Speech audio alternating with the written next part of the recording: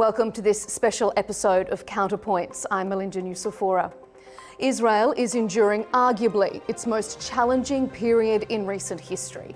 One of its staunchest and perhaps most vocal allies during this time has been US Ambassador to Israel Mike Huckabee. Unlike many in his position, he's not afraid to speak openly and often boldly on issues that have become internationally divisive. So, Ambassador Huckabee, thank you very much for your time here on CounterPoints. Melinda, it's a pleasure to be with you. Thank you for having me. Let's launch straight into it. A lot of news is already breaking as we sit down for our interview. We know Israel has launched the first stage of its Gaza City ground offensive. President Trump has previously stopped short of openly endorsing this plan. He has said, though, that Hamas can't stay.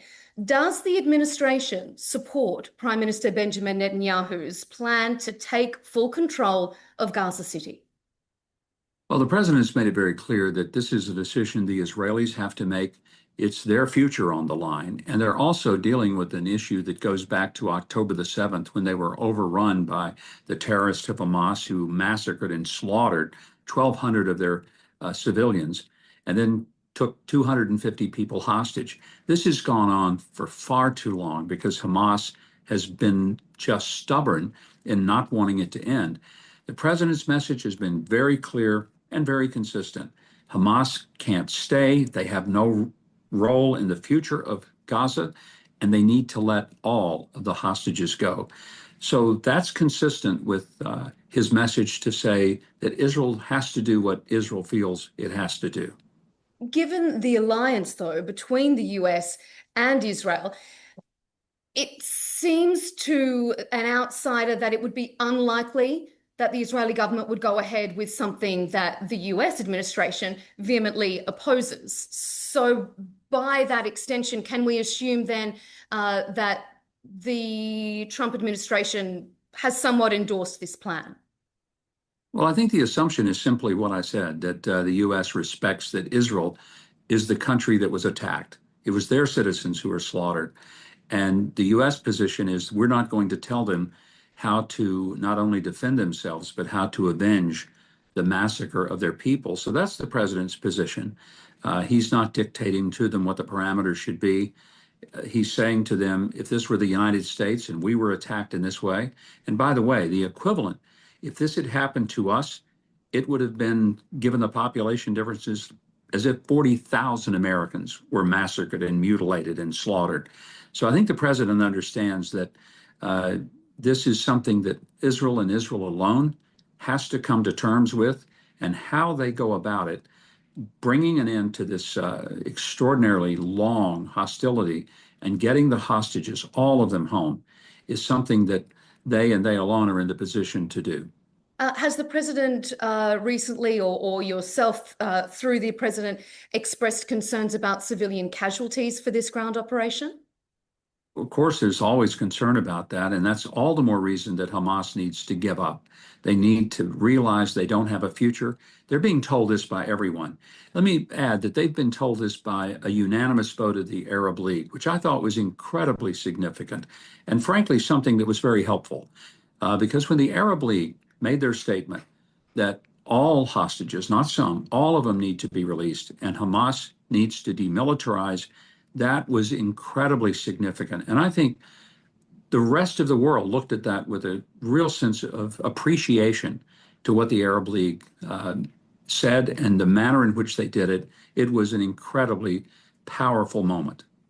You mentioned hostage families there. So let me ask you this. We've seen large protests throughout Israel from hostage families, people who say they want the hostages back now. They want the Israeli government to agree to a deal that would see all the hostages released.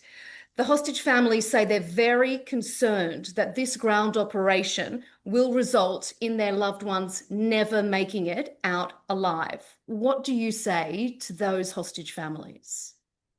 I say that's a concern that we all have. It's a concern that the Israeli government has. I don't know of anyone who has any desire for something to happen to the hostages that hasn't already happened to them. But what we do know, Melinda, is that a couple of weeks ago, Hamas released a video showing obviously starving hostages being forced to dig their own graves. This disgusting display of savage treatment of these hostages, I think, was part of what made the Israelis feel that they've got to do something more aggressive.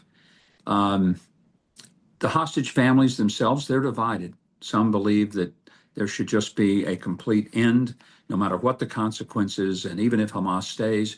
Others who feel and they understand that Hamas can't win or will have more October 7th, will have more families going through the hellish experience of their loved ones being taken hostage, tortured in captivity without any understanding of when they'll be let go.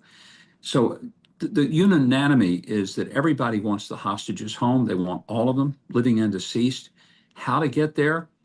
It's not something that everybody is on the same page with.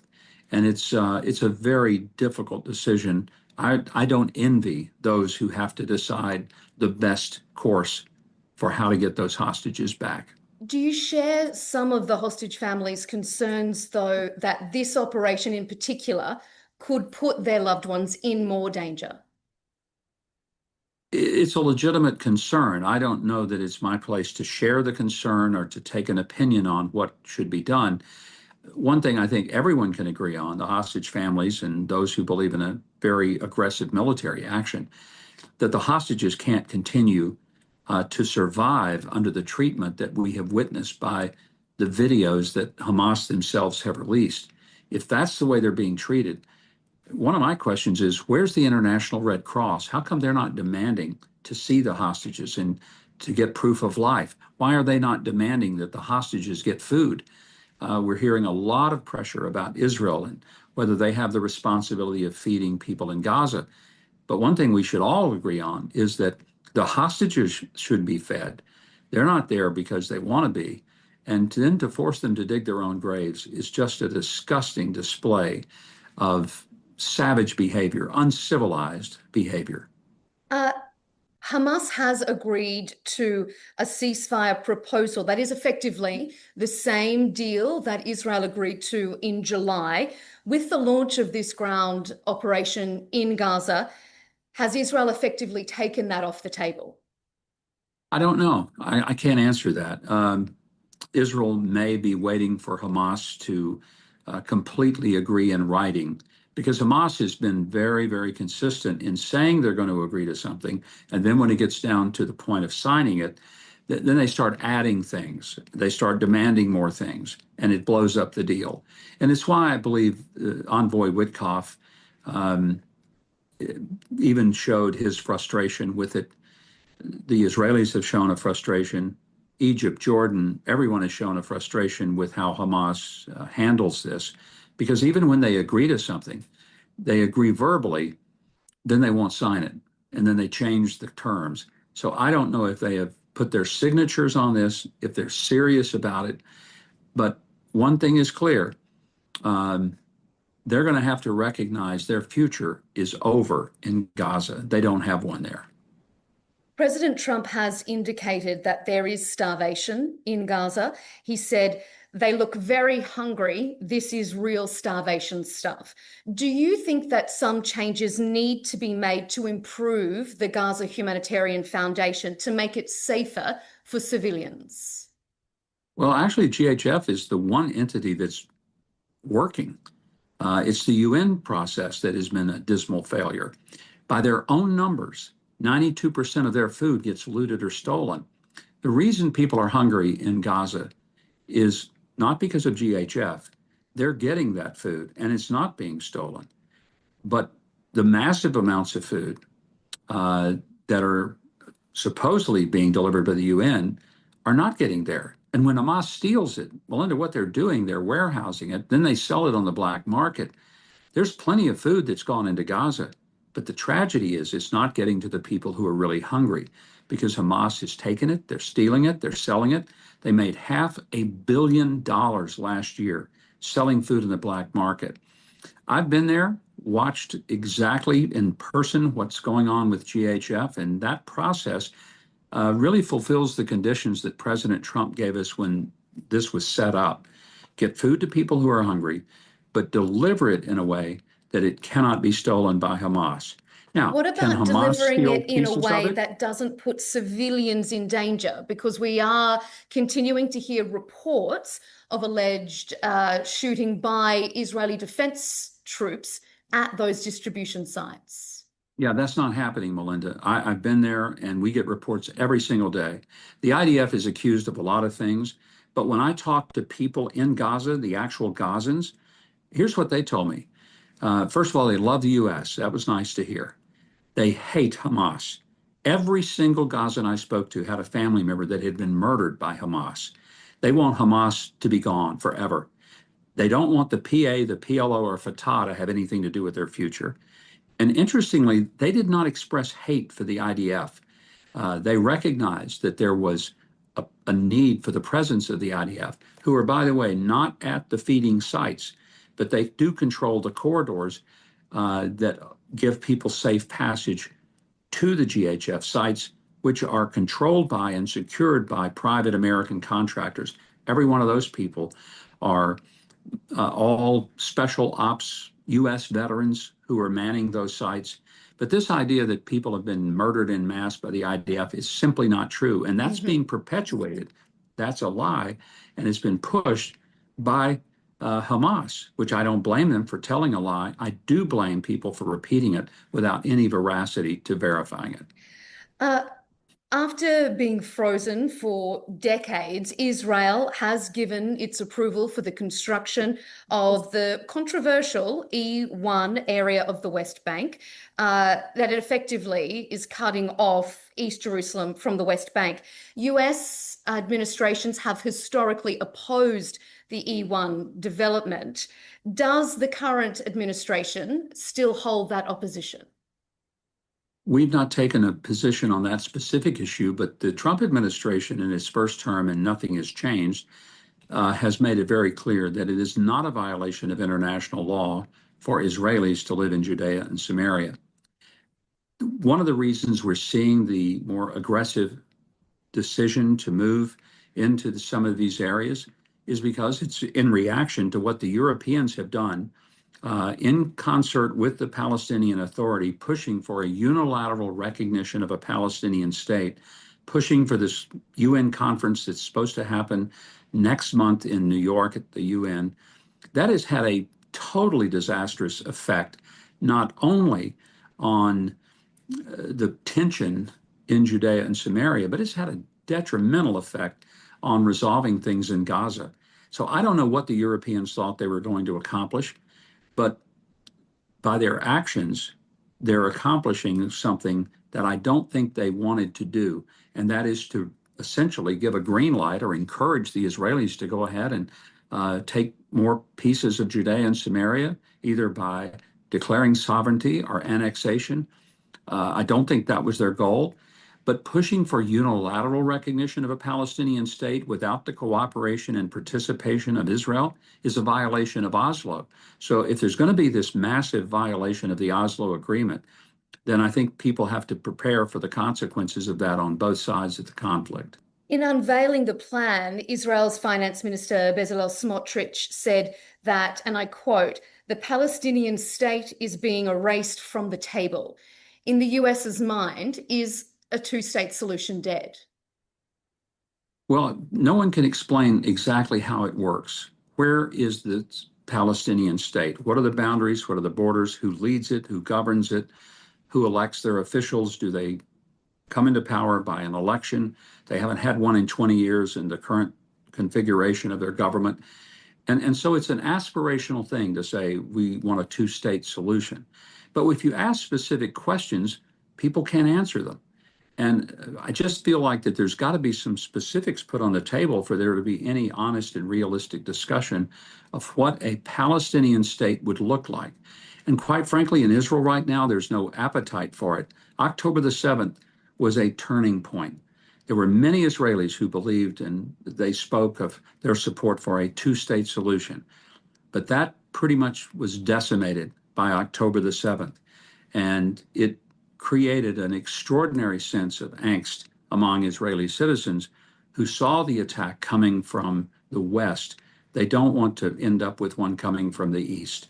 And so they're going to put their security and their future first and foremost. In a recent interview, you said that you don't think a Palestinian state remains a goal for the US. Can you elaborate Yeah, on that? I'm not seeing anyone, certainly haven't heard the president say that this is one of the most important things we've got to look for. I think he wants to see peace happen here. There are certain things that can be done that would be helpful toward peace. Unfortunately, every time we think we're working toward them and getting there, we see actions by the Europeans or the Palestinian Authority that completely disrupt it. And a good example is the Palestinian Authority has pushed for the unilateral recognition. It's had a backfiring effect. They continue to pay terrorist families for acts of terror against Israelis. That's counterproductive. It's very, very destructive toward resolving anything. And the textbooks continue to have curriculum that encourages very young children to grow up with a hatred toward Jewish people and a sense of belief that it is okay to commit violence against them if it helps to achieve their goals. These are all things that are not helpful to a long-term solution, whether it's a two-state or a one-state or a 10-state solution. That kind of activity has just been very hurtful. So you think the bulk of the problem there lies on the Palestinian side, that they're the reason that a Palestinian state seems unattainable? Well, for the present moment, I would say, by them going around the Oslo Agreement, by the fact that there was a Palestinian state, it was Gaza. It was a 100% Palestinian state. People see how that turned out. That did not exactly endear folks looking at it to say, yeah, that ought to work out really, really well. So there's going to have to be some time. It's not going to be something that is going to be on the table, but it's not the U.S. decision to make. The U.S. is going to be supportive of our allies. We're going to be supportive of peace. The president wants there to be a peaceful resolution. And I think he's demonstrating that by his actions, not just in the Middle East, but across the globe right now, specifically in Russia-Ukraine conflict. So I would hope that some of these European leaders would reassess their actions and decide that maybe they need to take a different approach. Stop putting so much pressure on how Israel is defending itself against Hamas, and start putting the pressure on radical military actions that were intended to kill Jewish people. US Ambassador to Israel, Mike Huckabee, thank you so much for your time. We appreciate your contribution here on CounterPoints. Thank you. Thank you, Melinda. It's been a pleasure to visit with you.